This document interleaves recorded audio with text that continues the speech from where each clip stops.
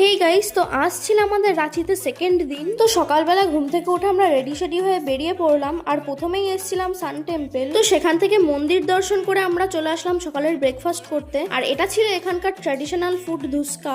আর এটা খেতে আমার মোটামুটি লেগেছে। আর এখানকার মিষ্টিগুলো দেখো পুরো কেকের মতো দেখতে। তো যাই হোক, আমরা প্রথমেই চলে এসেছিলাম দশম ওয়াটারফল। তারপর সেখান থেকে ঘুরে আমরা গাড়িতে চলে আসি। আর আমরা দুই বোন এক জায়গায় আছি, একটু বদমাইশি করবো না সেটা কি কখনো হয়? আর এখানে এত সুন্দর রাস্তা দেখতে দেখতে আমার তো এত ফুর্তি লেগেছিল যে আমি নাচই শুরু করে দিয়েছিলাম। তো তারপর নাচ বন্ধ করে আমরা চলে আসলাম ভুন্দ্রু ওয়াটারফলসে, যেখানে 700 সিঁড়ি নামতে আমাদের তো পুরো ঘামই ছুটে গেছিল।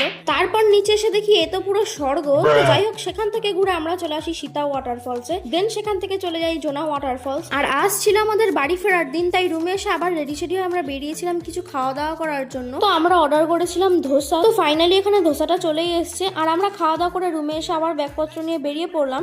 তো আজকের মতো এই পর্যন্তই, দেখা হচ্ছে নেক্সট ব্লগে। বাই।